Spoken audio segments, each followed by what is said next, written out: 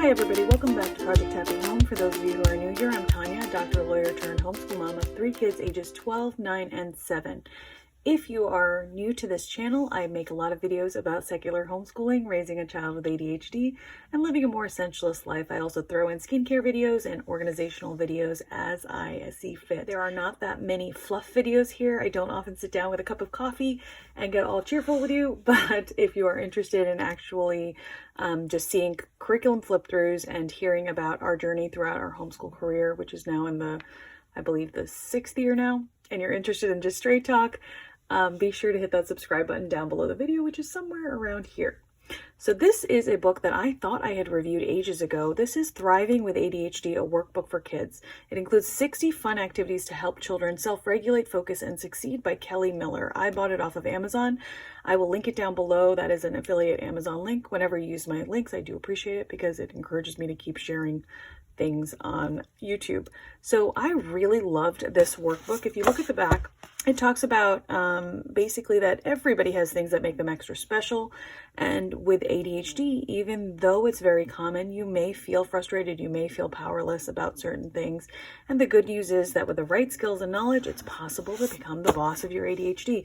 I really love that approach. I've always advocated for telling your children how their brain works, discussing with them how everyone's brain works, how they have race car brains, etc. I think that labels can be as empowering as we make them, or disempowering if we decide to shame them for it. But I've always thought of it as just a self-acceptance type of thing when we tell our children that they have ADHD or something else, but obviously everybody knows their own kids, and you've got to go with, what works for you. So this book goes through and it has several different parts where initially it just talks about what ADHD is.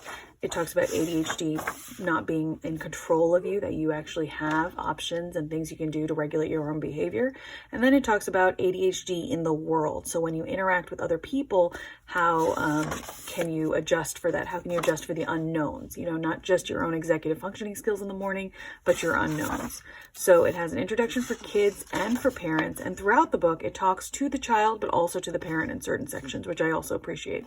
I like the graphic kind of way that the book is formatted. So you have these like post-it type pages and paper clips and stuff. It just makes it a lot less dry for a student working through it. We actually started with this book a couple of years ago with my son, and we don't do it in a orderly fashion, like it's not every day. You can definitely work straight through the book, but what we do is we work through it probably about once a week or so. And so it has like different types of ADHD. It talks about medication versus not. It talks about symptoms, different types of characteristics of ADHD. It has lots of drawing things. So here it talks about discovering what I'm good at. My son loved doing this page. He really enjoyed exploring all the things he was good at, and he went through and he said to me, I'm good at so many things, and that's such a good thing to discover for any of us at any age. So it has here discovering what I can work on, and he realized he has a lot of things he can work on, but I pointed out that there's a lot of things that were better than last year and a lot of things that I need to work on also. Here you have how people see you and creative self-portrait. It goes through and has activities like a self-collage or an awesomeness box. It talks about how to build self-esteem, and then there's a reflection page at the end of every section or chapter. In managing emotions, it goes through with what triggers might be. It goes through anger triggers, sadness triggers, different calming tools that you can use, like breathing, adjusting your body, walking away from the situation. There's a game of pin the tail on the emotion. So all of these games really did introduce a physical and non-scary way of talking about things that you go through when you have ADHD. So that was really helpful. Some of these things we would do written, and some of them we would just answer out loud. So we did empathy checks. We had break time activities that we talked about. So this really anchored for me and for him a few years ago that we needed to have dedicated brain break activities. So we have a brain break cup, and we keep different ideas on like little like cards in there, and whenever they need a brain break, any of them, they can go ahead and do those things.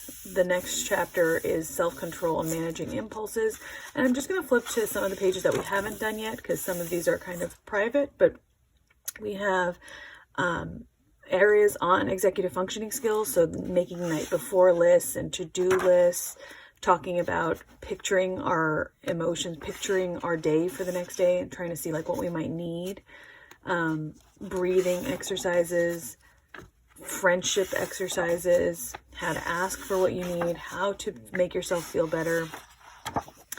There's weekly homework chart examples, so we definitely have those already.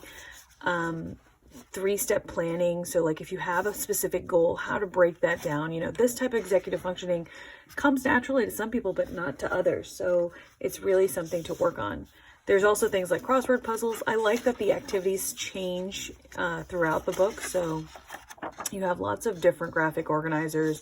There's an opportunity to write a letter to your future self, and so you can really like work through your own growth. You know, where do you want to go? Where are you right now? How can you get there? There's also examples of podcasts and YouTube channels to watch. There's also resources listed for different ages.